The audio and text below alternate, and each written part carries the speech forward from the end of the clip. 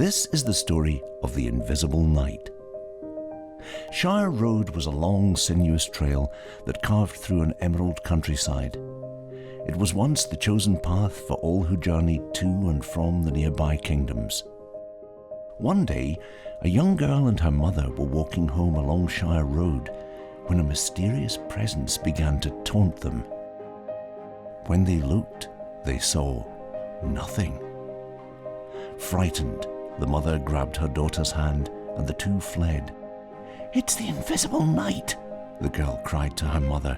"I have heard tell of this powerful knight with the gift of invisibility. He torments those who travel Shire Road." The two ran all the way home. When they had reached safety, they shared the entire story with the girl's older sister, Rachel. Now, Rachel was brave-hearted. When she heard about the Invisible Knight chasing her mother and sister, she swore to avenge her family. So she set out to capture the Invisible Knight, armed only with a secret wrapped in a canvas pouch.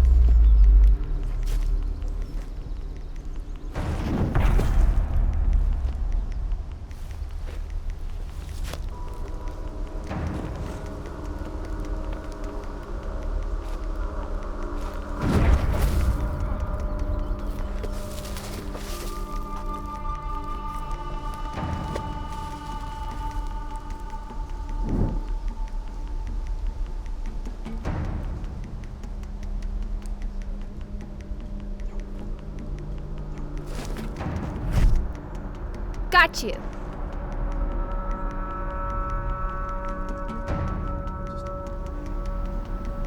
You're just a boy. Yeah? So? But the legend says that... Legends. Let that be a lesson to you not to believe just anything you hear. I don't understand. You're the Invisible Knight? If you'd like to call me that. Now let me out of this thing! You've been given this amazing gift. Why would you use it in such foolish ways?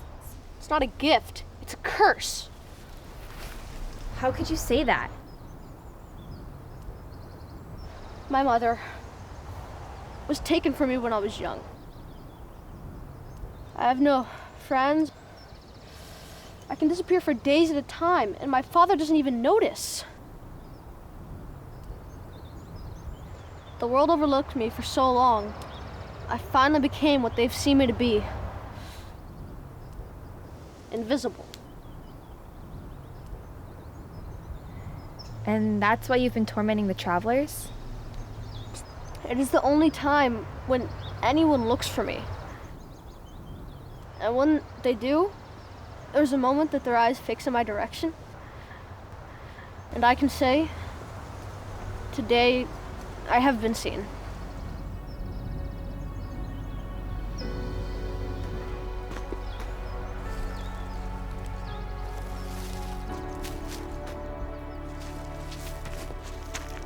I'm Rachel. Samuel.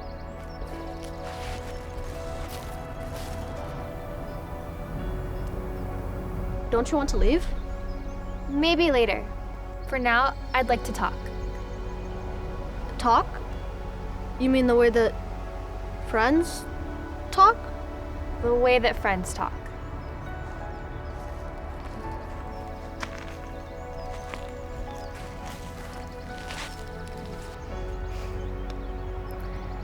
You know, Samuel, sometimes there are things that make us different from others.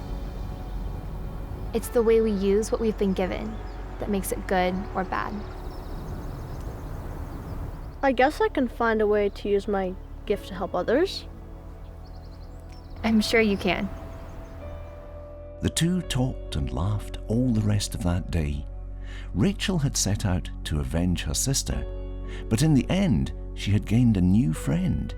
She learned there was a reason the knight behaved the way he did. Most of all, she learned that sometimes a little patience helps us discover unseen opportunities to show mercy and kindness to others.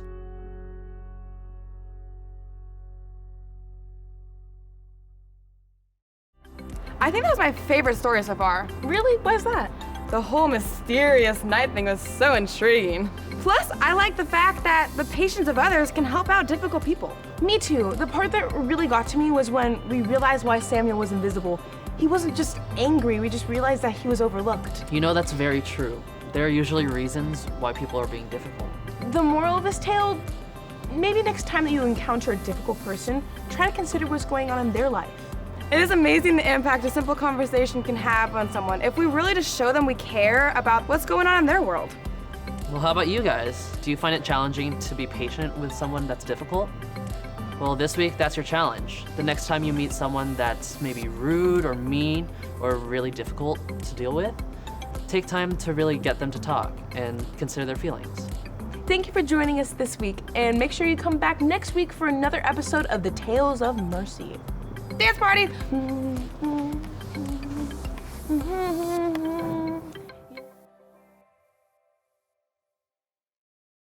Hi guys, welcome back to Miracle of Mercy. In this series, we're looking at ways that we can show mercy to other people just the way God has shown mercy to us.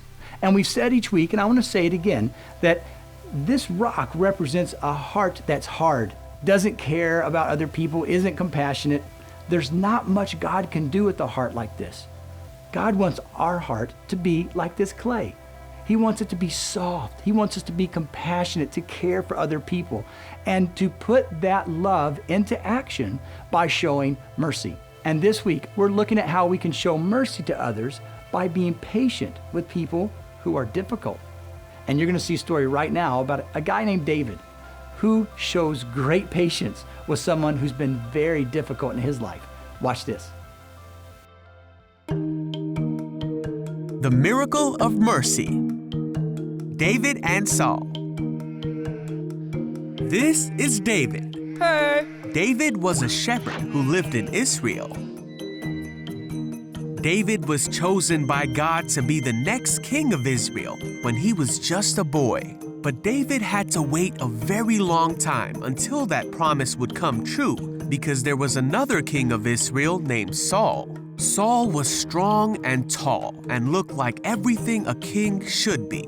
But Saul did not follow God like he was supposed to, and for that reason, God chose to take the kingdom from Saul's family and give it to David's. David became a great warrior. And everyone in the kingdom loved David. This made Saul jealous, and Saul hated David because he thought he would try to kill him and take the throne from his family.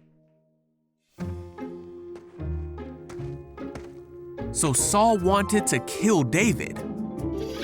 Whoa! Saul hunted David, but he couldn't catch him.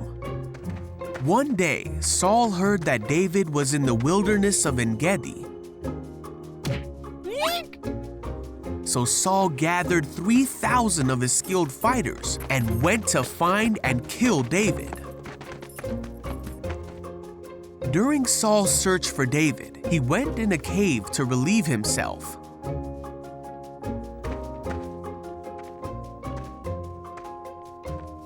Well, this very cave was the one where David and his men were hiding. And when David's men saw that Saul was unaware that David was there and unable to defend himself, they said, "Now's your chance, David. This is God telling you that he will give you your enemy to do with as you wish." So David crept forward and cut off a piece of Saul's robe. But then David began to think that it was not right for him to take Saul's life. For no matter how much hardship and difficulty Saul had caused him, it was still not right for him to hurt the one who God had placed over Israel. So David told his men to back off, and he did not let them kill King Saul. They waited until after Saul had left the cave. And then David ran out of the cave and shouted after Saul, "My king! Why do you listen to people who say I am trying to harm you? Look, I cut it off, but I didn't kill you. This proves that I am not trying to harm you and that I have not sinned against you, even though you've been hunting me." David went on to promise that he would never harm Saul. David said that God would be the one to protect David and to rescue him from Saul's power. Saul said, "Is that really you, David?" And he began to cry. Saul said, "You are a better man than I. You have been amazingly kind to me today, for when God put me in a place where you could have killed me, you didn't do it. Who else would have done this? And now I realize that you are surely going to be king, and the kingdom of Israel will flourish under your rule. But promise me that when that happens, you will not kill my family." So David promised that he would not hurt Saul's family, and they left each other in peace. Now Saul continued to cause difficulty in David's life. But David kept his promise, and in time, David did become king of Israel. David was dearly loved by God, and Israel did flourish under his rule because David did everything that God wanted him to do, and he was a man after God's own heart.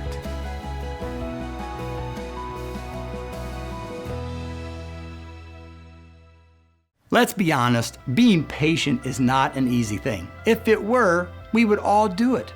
But it's not easy. And in the Bible story that we just saw, David had been announced the new king of Israel, but he was really young, and it wasn't time for him to take the throne. King Saul was the king, and he was really, really upset that God chose David to be the king. You see, God chose David to be the king because King Saul was disobedient.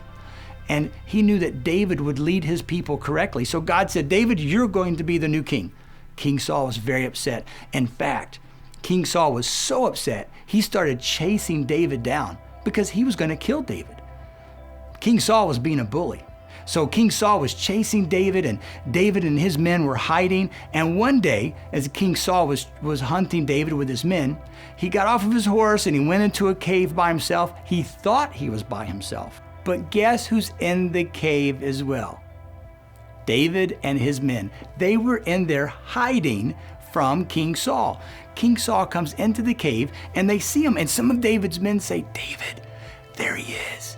His men aren't with him. His soldiers aren't with him. We could attack him right now." And David knew that that would not be the right thing to do. He showed mercy by being patient. And he wanted King Saul to know this. So when King Saul wasn't paying attention, David just cut off a little piece of King Saul's robe.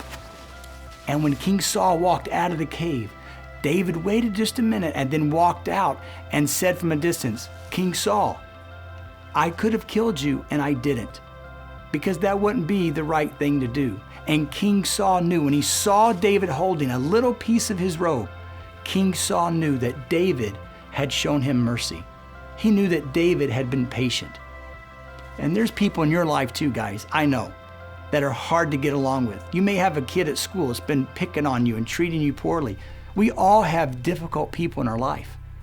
But our responsibility, with a soft heart, a heart that's full of compassion, a heart that wants to show mercy, for the difficult people in our life, we show them mercy by being patient, because you never know what is going on in their life. Just like in our story, Tales of Mercy, Rachel, she showed patience. She was being merciful by showing patience to the invisible boy.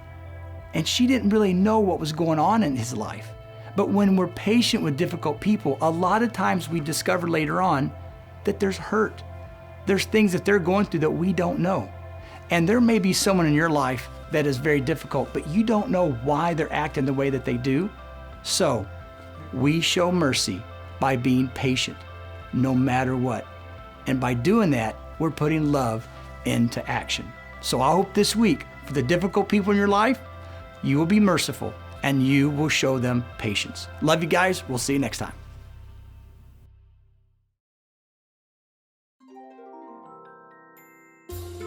Gather round, it is time for a test of your knowledge. Do you know the difference between a fact and a fairy tale? A story will appear, and you are to tell which it is.